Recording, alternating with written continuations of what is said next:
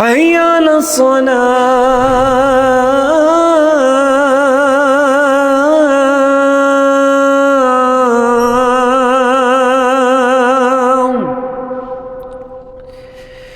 حي على الفلاح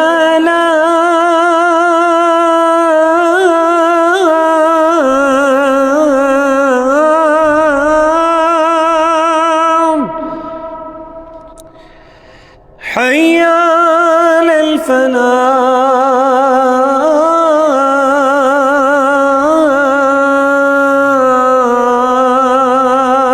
عليكم ورحمة الله وبركاته. الحمد لله نحمده ونستعينه ونستغفره ونؤمن به ونتوكل عليه ونعوذ بالله من شرور أنفسنا ومن سيئات أعمالنا. من يهده الله فلا مضل له ومن يضلله فلا هادي له ونشهد أن لا إله إلا الله وحده لا شريك له ونشهد أن سيدنا ومولانا محمدا عبده ورسوله صلى الله عليه وسلم. أما بعد فأعوذ بالله من الشيطان الرجيم. بسم الله الرحمن الرحيم. الذين آمنوا وتطمئن قلوبهم بذكر الله ألا بذكر الله تطمئن القلوب. وقال تبارك وتعالى ولكن تعمل فإنها لا تعمى الأبصار ولكن تعمى القلوب التي في الصدور. وقال النبي صلى الله عليه وسلم إن القلوب تصدأ كما يصدأ الحديد بالماء. قالوا يا رسول الله وما جلاؤها؟ قال بذكر الله وتطمئن بتلاوة القرآن وكثرة ذكر الموت. صدق الله وصدق رسوله النبي الكريم.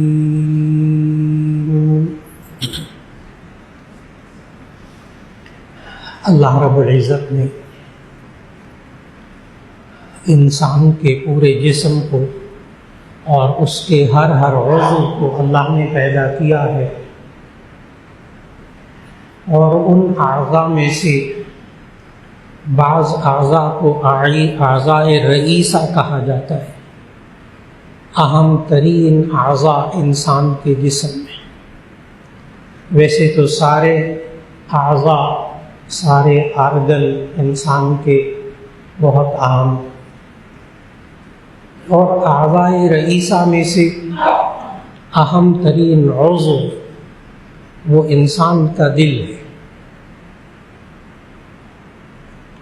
کہ نبی کریم صلی اللہ علیہ وسلم نے یہاں تک فرمایا الا ان فی الجسد مضغۃ، آگاہ رہو کہ جسم میں گوشت کا ایک ٹکڑا ہے، اذا صلحت صلح الجسد کلہ، اگر وہ تندرست ہو جائے تو سارا جسم تندرست ہو جاتا ہے، وَإِذَا فَسَدَتْ فَسَدَ الْجَسَدُ كُلُّهُ، اور اگر وہ خراب ہو جائے تو سارا جسم خراب ہو جاتا ہے.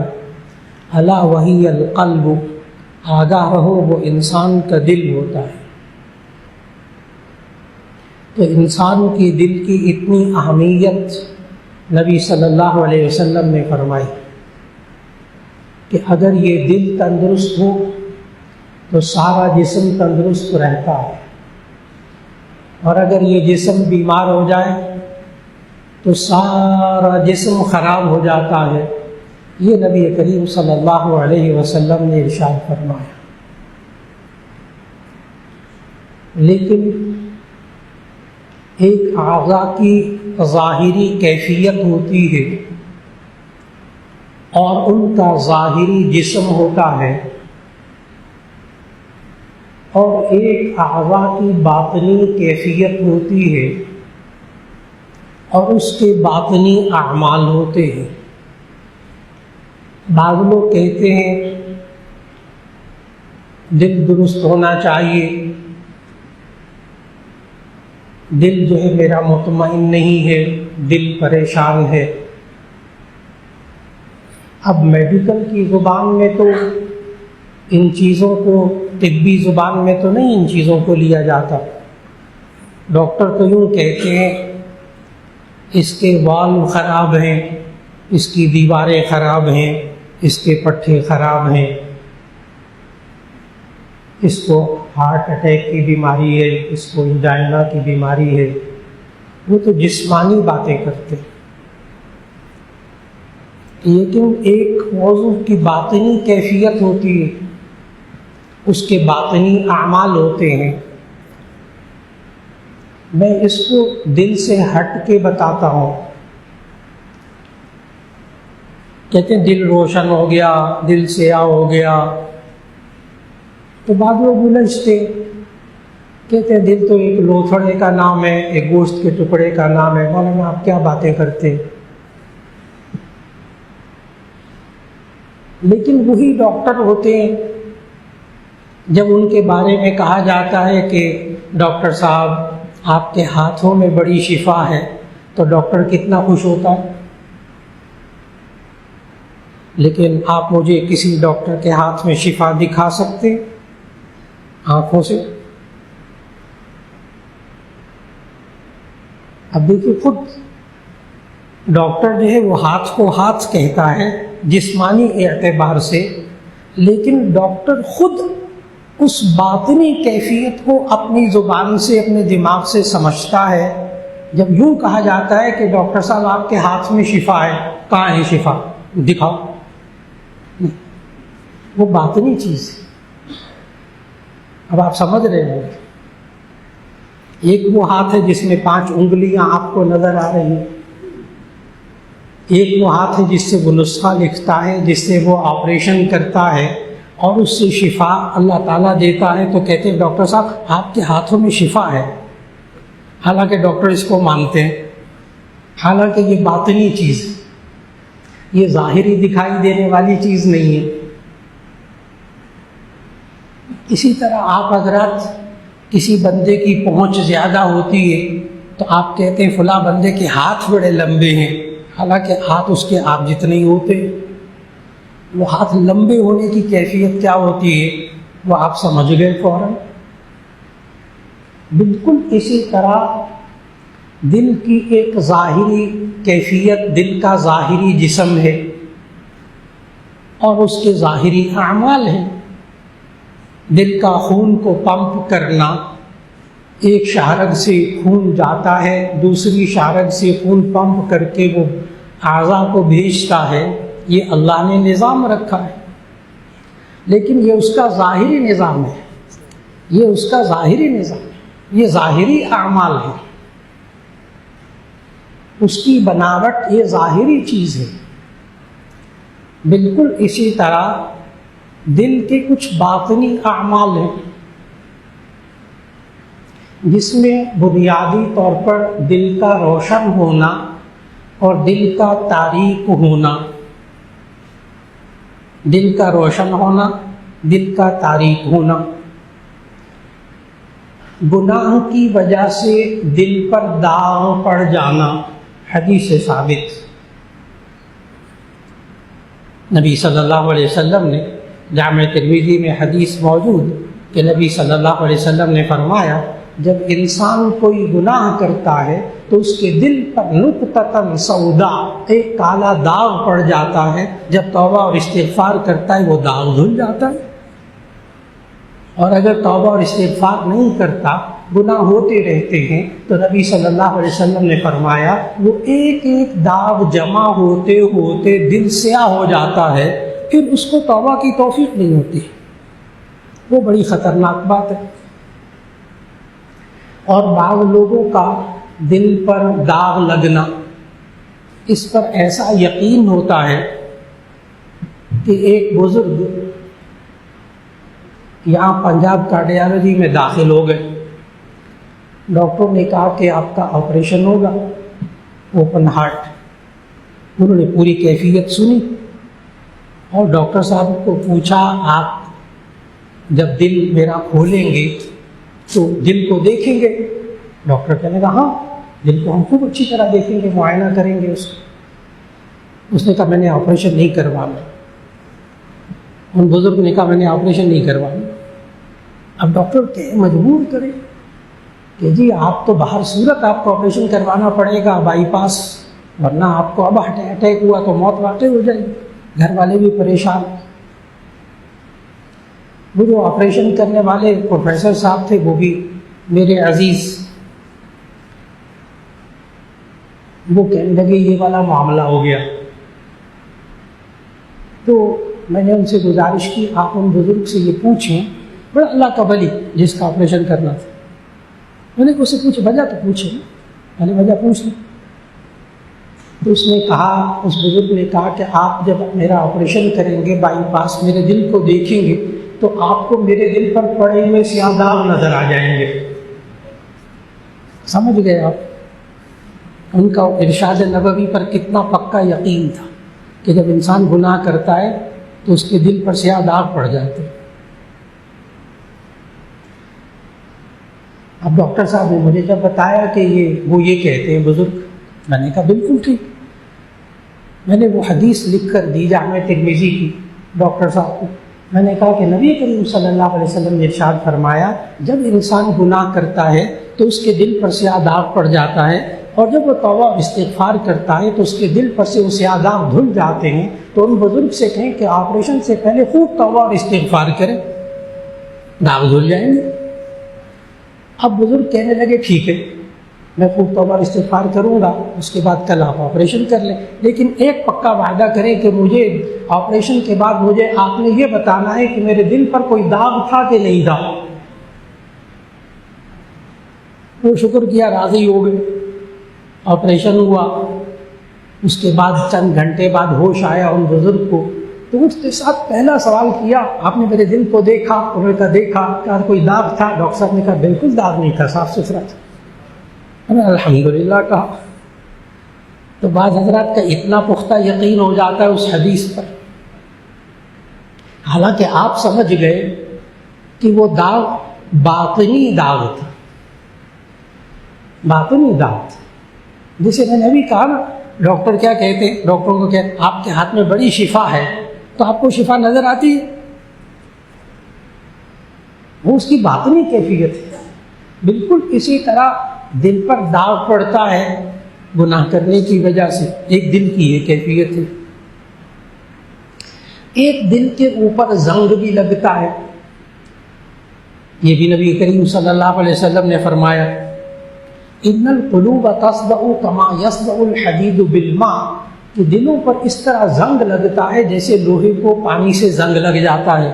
قال وما جلاؤها یا رسول اللہ، اے اللہ کے رسول صلی اللہ علیہ وسلم اس دل کے زنگ کو کیسے صاف کریں؟ فرمایا بتلاوت القرآن و کثرت ذکر الموت، قرآن حکیم کی تلاوت کر کے، موت کو زیادہ یاد کر کے۔ اب دل پر زنگ لگا ہوا ہو تو دل چیر کر دیکھا جائے تو اس پر زنگ نظر نہیں آئے گا، وہ اس کی باطنی کیفیت ہے۔ تو معلوم ہوا دل زنگ لگ کر میلا بھی ہو جاتا ہے، دل پر داغ بھی پڑتے ہیں، دل اندھا بھی ہو جاتا ہے، یہ بھی ایک دل کی کیفیت ہے۔ سورہ حج کی آیت نمبر 46، دل نابینا ہوتا ہے، دل اندھا بھی ہوتا ہے۔ سورہ حج کی آیت 46، فَإِنَّهَا لَا تَعْمَى الْأَبْصَارُ وَلَكِنْ تَعْمَى الْقُلُوبُ الَّتِي فِي الصُّدُورِ۔ اللہ نے فرمایا یہ لوگ جو ہے نا، جو قرآن کی باتوں کو نہیں مانتے، حق کی باتوں کو نہیں مانتے، کفر اختیار کرتے ہیں، اللہ کی آیتوں کا، اللہ کے احکامات کا انکار کرتے ہیں، فَإِنَّهَا لَا تَعْمَى الْأَبْصَارُ، ان کی آنکھیں اندھی نہیں ہیں، فَإِنَّهَا لَا تَعْمَى الْأَبْصَارُ، ان کی آنکھیں اندھی نہیں ہیں، وَلَكِنْ تَعْمَى الْقُلُوبُ الَّتِي فِي الصُّدُورِ، لیکن وہ دل اندھے ہیں جو ان کے سینوں کے اندر ہیں۔ اب یہ دل کا اندھا ہونا یہ ہمارا خالق بتا رہا ہے جس نے دل کو پیدا کیا ہے۔ اچھا اب یہ نہیں کہنا مولانا مجھے دل کا اندھا ہونا سمجھ میں نہیں آتا، دل کیسے اندھا ہو سکتا ہے، اس کی کوئی آنکھیں ہوتی ہیں۔ آپ فوراً سمجھ گئے کہ جس اللہ نے دل بنایا اس اللہ نے سمجھایا کہ یہ دل کبھی کبھی اندھا بھی ہو جاتا ہے۔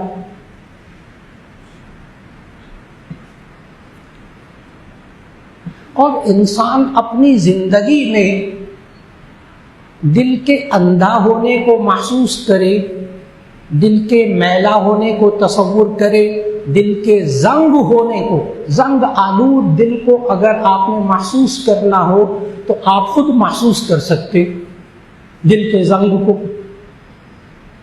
ہاں بہت آسانی سے۔ اگر انسان سچ بولتا ہو تو اس کا دل صاف ہوگا، اگر جھوٹ بولتا ہوگا تو اس کا دل زنگ آلود ہوگا، میلا ہوگا۔ جس کا دل صاف ہوگا وہ کبھی آپ کی غیبت نہیں کرے گا، جس کا دل میلا ہوگا وہ آپ کی غیبت کرے گا، جس کا دل میلا ہوگا وہ حسد کرے گا، جس کا دل میلا نہیں ہوگا وہ حسد نہیں کرے گا۔ اور یہ جو آپ کا دل ہے نا، عجیب بات بتاؤں، یہ آپ کا دل مفتی ہے، یہ آپ کا دل مفتی ہے، یہ فتویٰ دیتا ہے۔ یہ بات نبی صلی اللہ علیہ وسلم نے سمجھائی۔ نبی کریم صلی اللہ علیہ وسلم سے ایک صحابی نے پوچھا مل بر، نیکی کیا ہوتی ہے؟ نیکی کیا ہوتی ہے؟ پھر ان صحابی نے سوال کیا تھا مل اسم، یہ گناہ کیا ہوتا ہے؟ یہ دو سوال کیے ان صحابی نے۔ پہلا سوال مل بر، نیکی کیا ہوتی ہے؟ نبی صلی اللہ علیہ وسلم نے فرمایا استفتی قلبک، استفتی قلبک، اپنے دل سے فتویٰ مانگ، استفتی قلبک، اپنے دل سے فتویٰ مانگ۔ دل کیا کہتا ہے؟ البر ما اطمأن علیک نفسک، نیکی وہ ہے جس پر تیرا جی مطمئن ہو جائے۔ کیا خوبصورت الفاظ! استفتی قلبک، اپنے دل سے پوچھ، اپنے دل سے فتویٰ مانگ۔ البر ما اطمأن علیک نفسک، نیکی وہ ہے جس پر تیرا دل مطمئن ہو جائے۔ گناہ کیا ہے؟ گناہ کیا ہے؟ والاسم، صحابی نے پوچھا نا گناہ کیا ہے؟ فرمایا والاسم ما حاک فی صدرک وکرہت ان یطلع علیہ الناس۔ گناہ کیا ہوتا ہے؟ ما حاک فی صدرک، جو آپ کے دل میں کھٹکے، وکرہت ان یطلع علیہ الناس، اور تو ناپسند کرے اس بات کو کہ لوگ اس سے مطلع ہوں، کئی لوگوں کو پتہ نہ چل جائے۔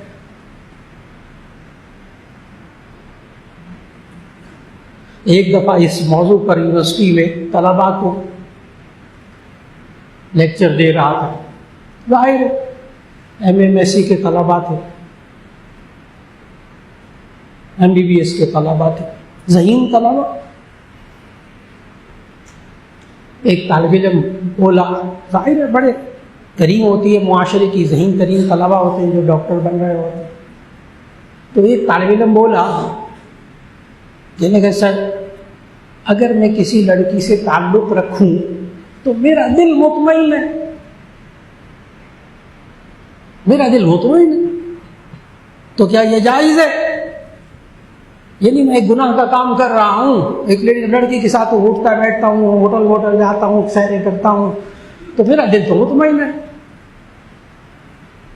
تو کیا یہ ٹھیک ہے؟ اور سے جواب سنیے گا میرا۔ میں نے عرض کیا، حدیث کی روشنی میں نے عرض کیا ان سے، میں نے کہا آپ نے اس لڑکی سے جو تعلق ہے یہ اپنے ماما اور بابا کو، اپنے ماں باپ کو بتایا؟ یہ جو کچھ آپ کرتے ہیں یونیورسٹی میں آ کر اور یونیورسٹی سے باہر، یہ اپنے ماں باپ کو بتایا؟ کہنے گئے نہیں۔ میں نے کہا کیوں چپ ہو گیا؟ اب پھر حدیث پڑھنے لگا ہوں، وَالْإِثْمُ مَا حَاكَ فِي صَدْرِكَ وَكَرِهْتَ أَن يَطَّلِعَ عَلَيْهِ النَّاسُ، گناہ وہ ہے جو تیرے دل میں کھٹ کے اور تو یہ نہ چاہے کہ لوگوں کو پتہ چلے۔ میں نے کہا ماں باپ کو نہیں بتایا نا، یہ نشانی ہے اس بات کی کہ تمہیں خود پتہ ہے کہ یہ گناہ ہے۔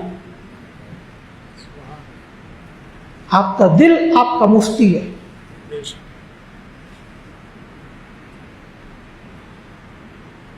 کوئی یہ نہ کہے کہ مولانا جو چوری کرتے ہیں وہ چوری کو ٹھیک سمجھ ہی کر تو کرتے ہیں، جو رشوت لیتے ہیں وہ رشوت کو ٹھیک سمجھ ہی کر تو کرتے ہیں، جو قاتل قتل کرتا ہے وہ کہتا ہے میں بالکل ٹھیک میں نے قتل کیا، تو اس کا دل تو قتل کرنے پہ مطمئن ہوتا ہے، رشوت لینے والے کا رشوت لینے پر دل مطمئن ہوتا ہے، اور چوری کرنے والے کا چوری کرنے پر مطمئن ہوتا ہے، اور وراثت میں بہنوں کا حق مار کر بھائی مطمئن ہوتا ہے۔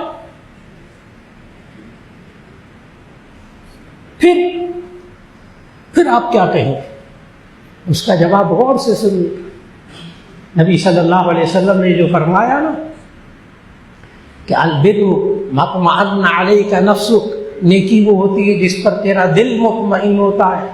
اس سے مراد تندرست دل مراد ہے، میلا دل مراد نہیں ہے، اس سے اندھا دل مراد نہیں ہے، اس سے داغ لگا ہوا دل مراد نہیں ہے۔ اندھا دل کہے مجھے نظر نہیں آتا، ابھی میں نے سمجھایا اندھا دل کیا ہوتا ہے، فَإِنَّهَا لَا تَعْمَى الْأَبْصَارُ، سورہ حج کی آیت 46 سے میں نے سمجھایا۔ اللہ کہہ رہا ہے جس اللہ نے دل کو بنایا وہ کہتے کبھی کبھی دل اندھے بھی ہو جاتے ہیں۔ فَإِنَّهَا لَا تَعْمَى الْأَبْصَارُ وَلَكِنْ تَعْمَى الْقُلُوبُ الَّتِي فِي الصُّدُورِ، ان کی آنکھیں اندھی نہیں ہیں، ان کا دل اندھا ہے جن کے سینوں کے اندر ہے۔ اس کی میں آسان سی مثال دینے لگا ہوں۔ جب دل میلا ہوتا ہے، جب دل تندرست نہیں ہوتا، جب دل اندھا ہوتا ہے، تو ایسی صورت میں اس کی مثال کیا ہوگی؟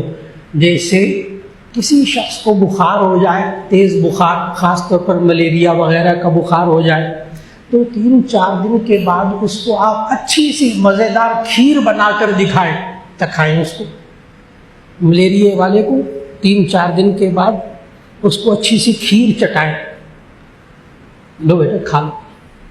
وہ کہے گا کیا بد ذائقہ چیز چکھا دی، آپ کہیں گے اتنی شاندار لذیذ کھیر ہے، وہ کہے گا بد مزہ ہے۔ کیوں؟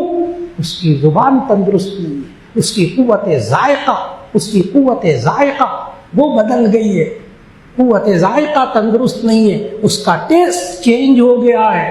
پہلے اس کے ٹیسٹ کو درست کریں، اس کی قوت ذائقہ کو درست کریں، پھر اس کو کھیر چکھائیں تو زبان پہ صحیح مٹھاس نظر آئے گی اس کو۔ جب دل اندھا ہو جاتا ہے، دل میلا ہو جاتا ہے، جب دل داغ والا ہو جاتا ہے، پھر اس کو بھائی بہنوں کا حق مارنے میں مزہ آتا ہے، پھر اس کو معاشرے میں دوسروں کا خون کر کے مزہ آتا ہے، دوسروں کو تکلیف پہنچا کر مزہ آتا ہے، دوسرے کی ٹانگیں کھینچ کر مزہ آتا ہے، دوسرے کو ذلیل کر کے مزہ آتا ہے۔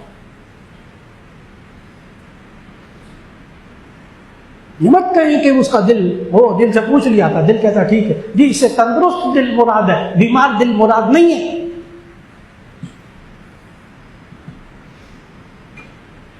اب دل بیمار کیسے ہوتا ہے؟ ایک وہ بیماریاں دل کی جو جسمانی بیماریاں، وہ تو ڈاکٹر بتاتے، وہ تو MBBS ڈاکٹر بتاتے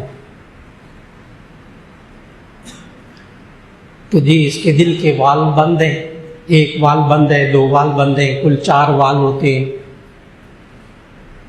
ڈاکٹر بتاتا ہے کہ اس کے دل کے پٹھے کمزور ہو گئے ہیں، دل کی دیواریں کمزور ہو گئی، دل کی ہارٹ بیٹ کم ہو گئی، یہ ڈاکٹر بتائیں گے، یہ جسمانی کیفیات ہیں۔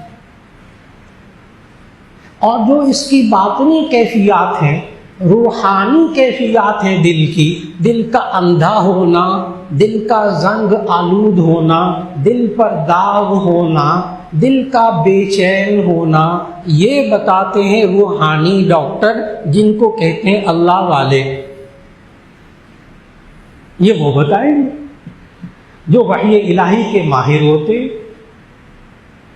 جو وحی الہی کو، قرآن و سنت کو خوب اچھی طرح جانتے ہیں، دل کی باطنی بیماریوں کو جانتے ہیں.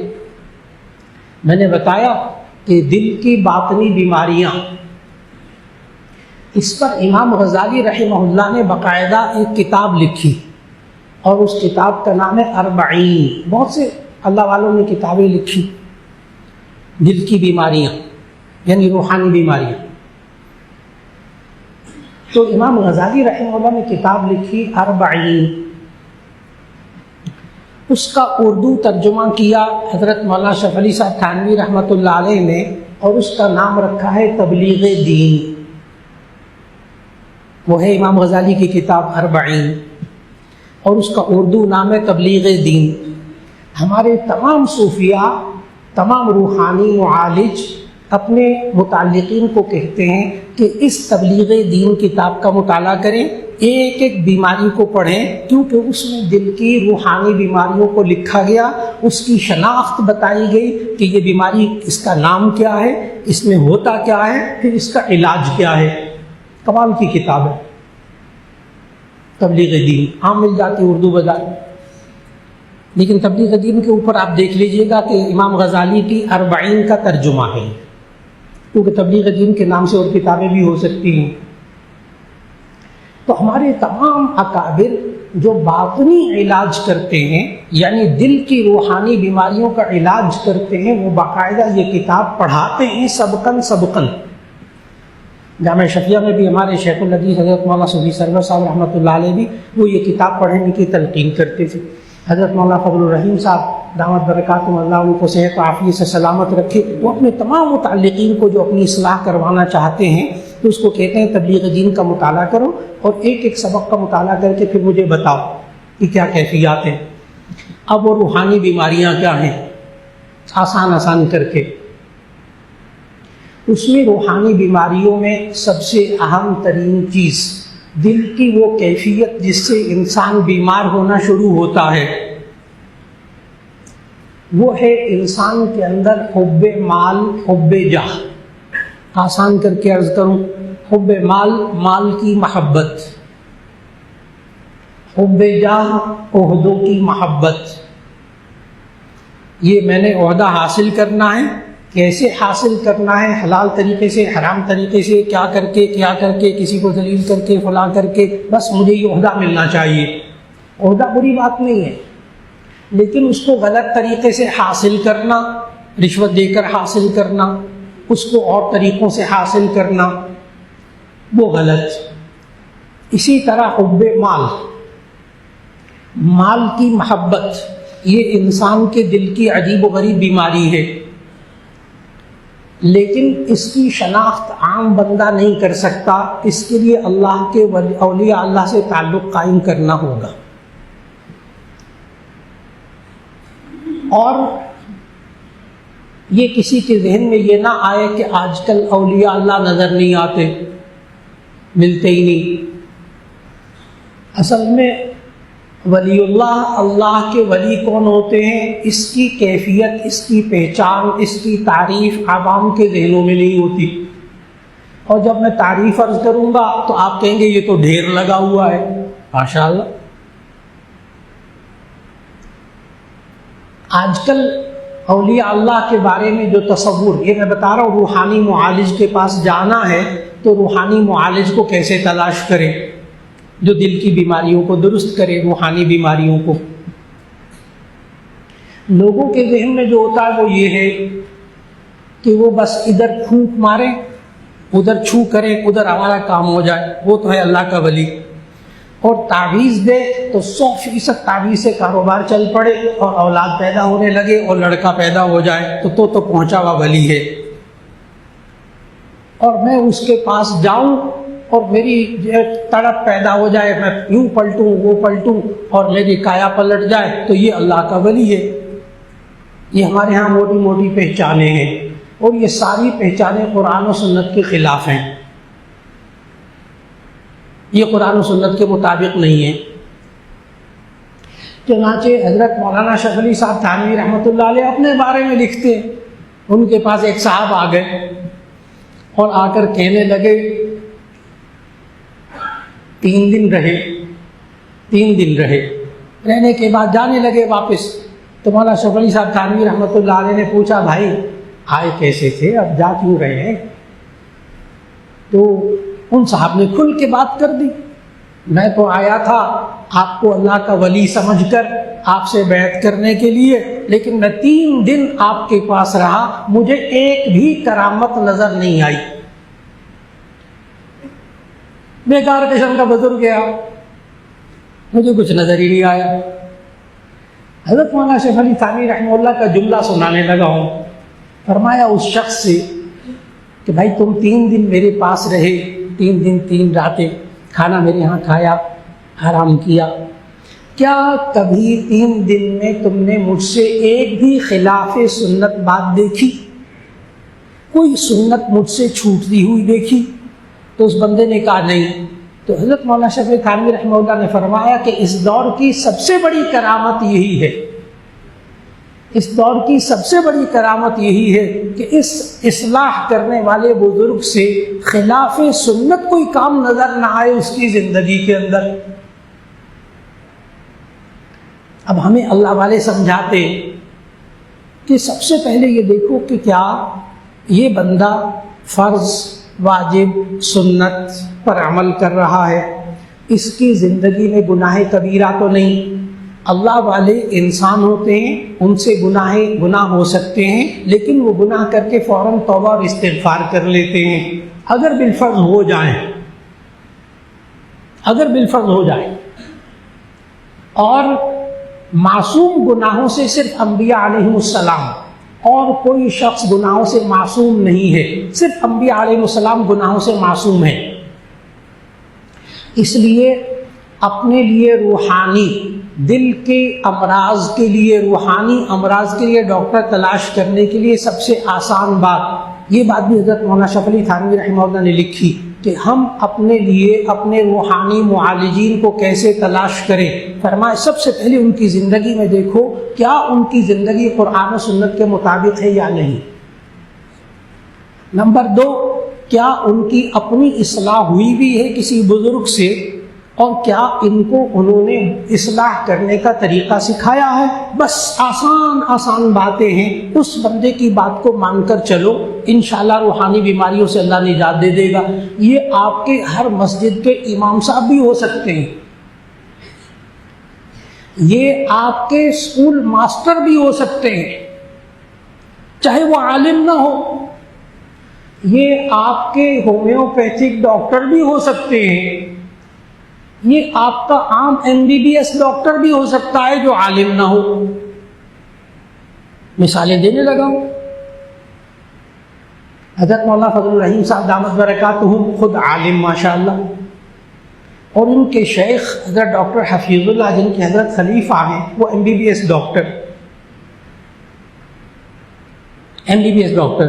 عالم نہیں. حضرت تھانوی کے حضرت مفتی حسن صاحب رحمۃ اللہ علیہ کے خلیفہ.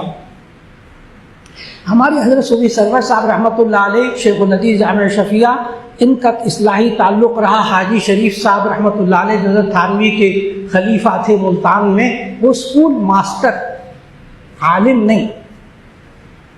میں نے جو لفظ بولے نا اسکول ماسٹر اور ڈاکٹر کا بلاؤں, بڑا سوچ سمجھ کر بولا. وہ اسکول ماسٹر حضرت تھانوی کے خلیفہ اور شیخ الحدیث ان کے ہاں جا رہے اصلاح کے لیے. اور حضرت مولانا تقی عثمانی صاحب, حضرت مولانا مفتی رفیع عثمانی صاحب, اتنے بڑے بڑے بزرگ, ان کا تعلق تھا ڈاکٹر عبدالحی عارفی رحمۃ اللہ علیہ سے, جو عالم فارغ التحصیل عالم نہیں تھے لیکن ہومیوپیتھک ڈاکٹر تھے, حضرت تھانوی کے خلیفہ تھے. جو بات عرض کر رہے ہیں اس پر پوری توجہ دیں. حضرت تھانوی نے تو یہاں تک لکھا کہ عالم ہونا بھی ضروری نہیں, اس شخص کی اپنی اصلاح ہوئی بھی ہو اور اس کو اصلاح کرنے کا کسی بزرگ سے سلیقہ ملا ہو اور خود اس کی زندگی قرآن و سنت کے مطابق ہو, وہ روحانی معالج ہے. اور اگر یاد رکھ لیجئے گا, اگر وہ خود نماز نہیں پڑھتا, خود روزے نہیں رکھتا, خود اس کی زندگی شریعت کے مطابق نہیں ہے, کوئی سمجھے کہ یہ بہت بڑے بزرگ ہیں, بالکل غلط ہوگا. وہ اصلاح کرنے والا بھی نہیں, اس کی اپنی اصلاح بھی نہیں ہوئی, یہ سوچ کر کہ اس کو نمازیں معاف ہو گئی ہیں, یہ اتنے پہنچے ہوئے بزرگ ہیں. ان کو نمازیں معاف ہو گئی. یہ وہ شیطان ہے جو انسان کو گمراہ کرتا ہے. حضرت شیخ عبد القادر جیلانی رحمۃ اللہ علیہ نے اگر یہ خود واقعہ اپنی سوانح میں نہ لکھا ہوتا تو میں بیان نہ کرتا. حضرت شیخ عبد القادر جیلانی رحمۃ اللہ علیہ کہتے ہیں میرے سامنے ایک دفعہ بڑا بزرگ آیا, ایک سفید ریش, بڑے سفید کپڑے, بڑی نورانی شخصیت, اور آ کر کہا اے عبد القادر جیلانی آج سے تجھے نمازیں معاف. شیخ عبد القادر جیلانی کہتے ہیں میں نے فوراً پڑھا لا حول ولا قوت الا باللہ العلی العظیم اعوذ باللہ من الشیطان الرجیم. وہ فوراً چیخیں مارتا ہوا پیچھے بھاگا اور کہنے لگا عبد القادر جیلانی تجھے کیسے پتا چلا مجھے نمازیں معاف ہو گئی؟ میں شیطان ہوں. میں جو کہہ رہا تھا نمازیں تجھے معاف ہو گئی تجھے کیسے پتا چلا میں شیطان ہوں؟ کیونکہ شیطان کو دور بھگانے کا یہی تو طریقہ بتایا نبی صلی اللہ علیہ وسلم نے, لا حول ولا قوت الا باللہ اور اعوذ باللہ من الشیطان الرجیم. شیطان چیخیں مارتا ہوا پیچھے بھاگا. شیخ عبد القادر جیلانی رحمۃ اللہ علیہ کا جواب سننے والا کہنے لگے جب تم نے کہا نا جا اے عبد القادر جیلانی تجھے نمازیں معاف ہو گئی, تو میں نے فوراً سوچا کہ سب سے زیادہ محبوب بندے اللہ کے وہ تو آخری نبی حضرت محمد مصطفیٰ صلی اللہ علیہ وسلم ہیں, اور ان کو تو نمازیں معاف نہیں ہوئی, مجھے نمازیں کیسے معاف ہو گئی؟ میں سمجھ گیا کہ تو شیطان ہے.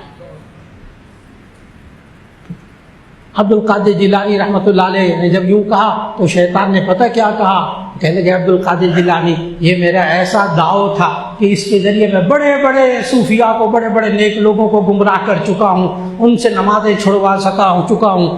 اے عبد القادر جیلانی آج تیرے علم نے تجھے بچا لیا, آج تیرے علم نے تجھے بچا لیا.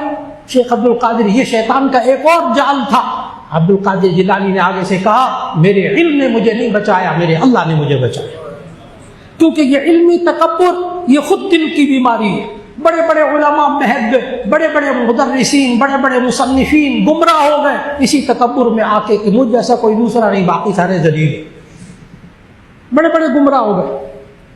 یہ تکبر دل کی بیماری جو بتانا چاہتا تھا, یہ تکبر دل کی بیماری, یہ حب جاہ دل کی بیماری, یہ حسد دل کی بیماری, یہ انسان کے اندر ریاکاری, دکھاوا, یہ دل کی بیماری, یہ غصہ, یہ انسان کی روحانی بیماری جو آج ہمارے گھروں کو تباہ کر رہا, ہمارے معاشرے کو تباہ کر رہا.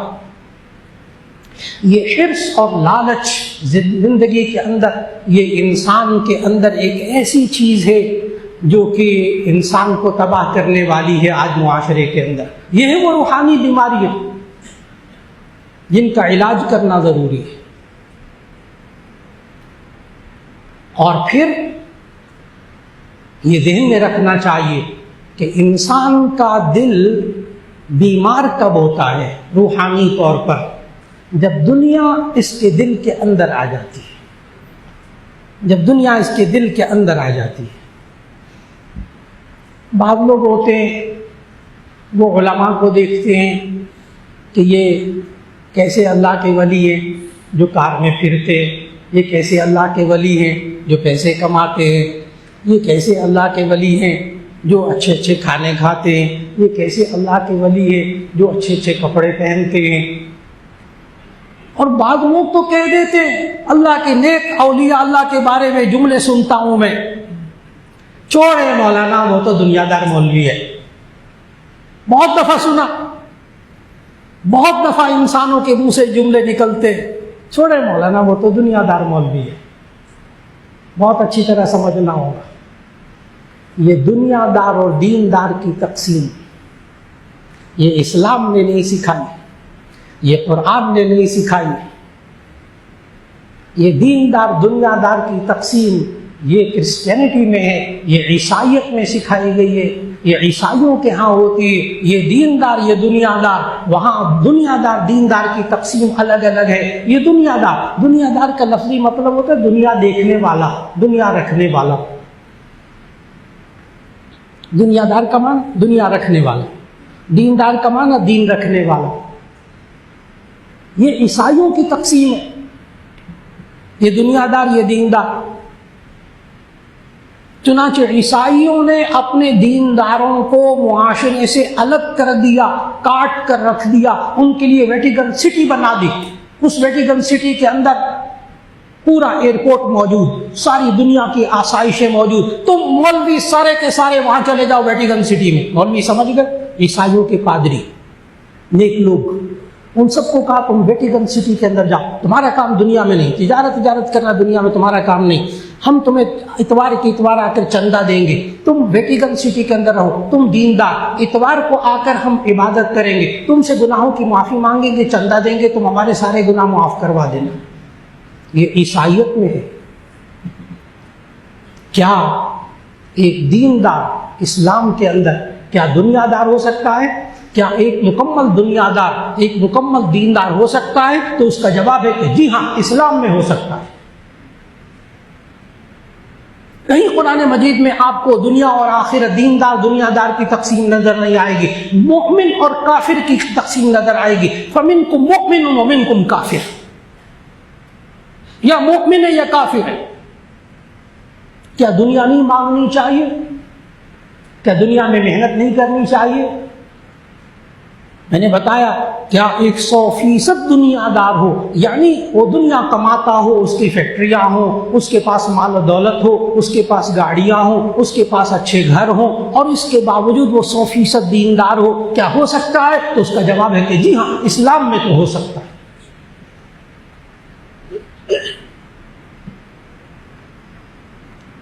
یہ دنیا دار دیندار، کیا دنیا نہیں مانگنی چاہیے؟ نہیں، ہمیں تو اللہ تعالیٰ نے سورۃ البقرہ کے اندر جہاں حج کے بارے میں اللہ تعالیٰ نے ہدایات دی، وہاں حج کے بعد آنے والی زندگی میں ہمیں سمجھایا فَإِذَا قَضَيْتُم مَّنَاسِكَكُمْ فَاذْكُرُوا اللَّهَ كَذِكْرِكُمْ آبَاءَكُمْ أَوْ أَشَدَّ ذِكْرًا فَمِنَ النَّاسِ مَن يَقُولُ رَبَّنَا آتِنَا فِي الدُّنْيَا وَمَا لَهُ فِي الْآخِرَةِ مِنْ خَلَاقٍ وَمِنْهُم مَّن يَقُولُ رَبَّنَا آتِنَا فِي الدُّنْيَا حَسَنَةً وَفِي الْآخِرَةِ حَسَنَةً وَقِنَا عَذَابَ النَّارِ أُولَٰئِكَ لَهُمْ نَصِيبٌ مِّمَّا كَسَبُوا وَاللَّهُ سَرِيعُ الْحِسَابِ۔ اللہ نے پورا فلسفہ بتا دیا دنیا اور آخرت کا اس کے اندر۔ فَإِذَا قَضَيْتُم مَّنَاسِكَكُمْ، جب تم حج کے اعمال پورا کر لو، فَاذْكُرُوا اللَّهَ كَذِكْرِكُمْ آبَاءَكُمْ أَوْ أَشَدَّ ذِكْرًا، تو تم اللہ کا ذکر کرو اتنا جتنا تم اپنے آبا و اجداد کا ذکر کرتے ہو، اس سے بھی زیادہ ذکر اللہ کا کرو۔ لیکن کچھ لوگ ایسے ہیں فَمِنْهُم مَّن يَقُولُ رَبَّنَا آتِنَا فِي الدُّنْيَا فَمِنْهُم مَّن يَقُولُ رَبَّنَا آتِنَا فِي الدُّنْيَا، ان میں سے کچھ لوگ وہ ہیں جو کہتے ہیں اللہ میں دنیا میں دے دے، بس جو دینا ہے نا دنیا میں دے دے بس۔ اللہ پتہ کیا کہتا ہے؟ مَا لَهُ فِي الْآخِرَةِ مِنْ خَلَاقٍ، ان کے لیے آخرت میں کوئی حصہ نہیں ہے، کوئی حصہ نہیں ہے۔ پھر کیا فرمایا آگے؟ ہمیں دعا کیا کرنی چاہیے؟ یہ دعا نہیں کرنا چاہیے ربنا آتنا فی الدنیا، اے اللہ ہمیں دنیا میں دے دے، یہ دعا نہیں مانگنی چاہیے، یہ اللہ کو پسند نہیں ہے۔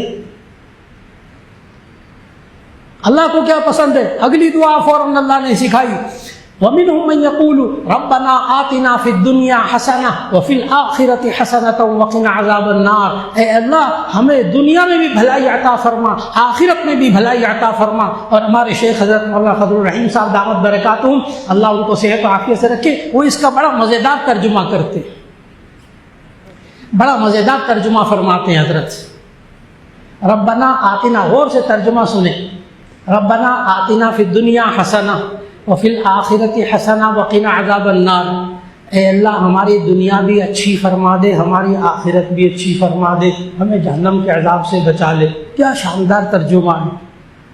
اے اللہ ہماری دنیا بھی اچھی فرما دے، ہماری آخرت بھی اچھی فرما دے، وقنا عذاب النار، اور ہمیں جہنم کے عذاب سے بچا لے۔ تو دنیا مانگنا، صرف دنیا مانگنا، اس کو اللہ نے ناپسند کیا۔ دنیا بھی بھلائی کے ساتھ مانگے، آخرت کی بھلائی مانگے، یہ اللہ نے سکھایا۔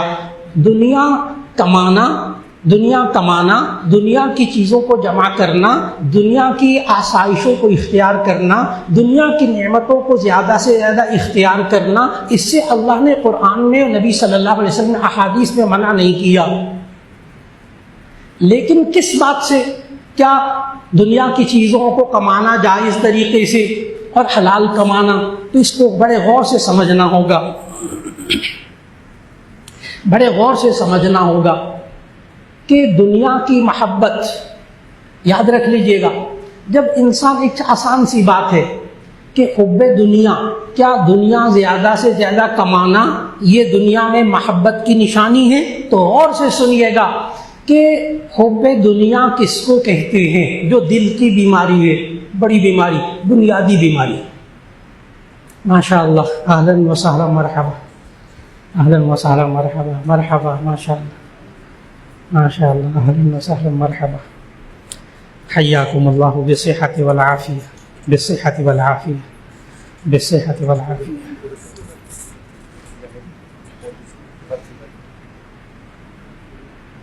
تو حضرت کی موجودگی میں وہ دعا کا ترجمہ حضرت بہت تلقین فرماتے، حضرت تشریف لے آئے الحمدللہ۔ جی چاہ رہا ہے حضرت کے سامنے حضرت کے الفاظ کو دہراؤں کہ ایک تو حضرت ربنا آتنا فی الدنیا حسنہ وفی الآخرۃ حسنۃ وقنا عذاب النار کا ترجمہ جو حضرت فرماتے، کمال کا ترجمہ، آپ کے دل سے آمین نکلے گی وہ ترجمہ سن کے کہ ربنا آتنا فی الدنیا حسنہ وفی الآخرۃ حسنہ، اے اللہ ہماری دنیا بھی اچھی فرما دے، ہماری آخرت بھی اچھی فرما دے، وقنا عذاب النار، جہنم کے عذاب سے بچا لے۔ اللہ نے یہ والی دعا سکھائی۔ اور پھر حضرت اپنے بیانات میں بار بار فرماتے تھے کہ بخاری شریف کی حدیث میں ہے کہ نبی صلی اللہ علیہ وسلم نے ساری زندگی سب سے زیادہ جو دعا مانگی، حضرت فرمایا کرتے کہ سب سے زیادہ جو دعا مانگی نبی صلی اللہ علیہ وسلم نے زندگی میں، وہ یہ والی دعا ہے، ربنا آتنا فی الدنیا حسنہ وفی الآخرۃ حسنۃ وقنا عذاب النار، کہ اے اللہ ہماری دنیا بھی اچھی فرما دے، ہماری آخرت بھی اچھی فرما دے، اور ہمیں جہنم کے عذاب سے بچا دے۔ اللہ رب العزت ہم سب کو دنیا حلال طریقے سے کمانے کی توفیق عطا فرمائے اور حرام سے بچنے کی توفیق عطا فرمائے، اور دل کو اللہ تعالی ہمیں روشن کرنے کی توفیق عطا فرمائے، دل کو منور کرنے کی توفیق عطا فرمائے، اور ہمیں اپنے دل کی بیماریوں کا علاج روحانی معالجین سے کروانے کی توفیق عطا فرمائے، اور اللہ ہمیں تندرست دل عطا فرما دے، اور اللہ جسمانی اور روحانی بیماریوں سے ہم سب کی حفاظت فرما لے۔ دعا فرما لیجیے گا۔ الحمدللہ رب العالمین، اللہم صلی علی سیدنا و مولانا محمد وعلی آل سیدنا و مولانا محمد وبارک وسلم۔ ربنا آتنا فی الدنیا حسنۃ وفی الآخرۃ حسنۃ وقنا عذاب النار۔ یا اللہ ہمارے گناہوں کو معاف فرما، ہماری لغزشوں کوتاہیوں کو معاف فرما۔ یا اللہ ہم سب کو اپنے گناہوں کی خوب توبہ اور استغفار کی توفیق عطا فرما۔ یا اللہ جو بیمار ہیں سب کو شفا عطا فرما۔ یا اللہ ہم سب کو روحانی جسمانی بیماریوں سے شفا عطا فرما۔ یا اللہ خاص طور پر دعا کیجیے حضرت مولانا فضل الرحیم صاحب دامت برکاتہم، اللہ صحت و عافیت کے ساتھ ان کے سائے کو ہمارے سروں پہ سلامت فرمائے، اور دعا فرمائیے گا حضرت مولانا قاری ارشد عبید صاحب بھی گزشتہ دنوں سے بیمار ہیں، اللہ ان کو کامل صحت عطا فرما دے، اور جو بیمار ہیں یا اللہ سب کو صحت عطا فرما دے۔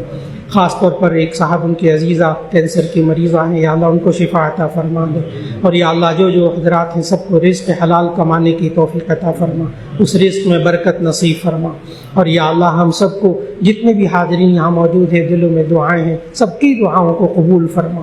وصلی اللہ تعالی علی خیر خلقہ محمد و آلہ و اصحابہ اجمعین برحمتک یا ارحم الراحمین۔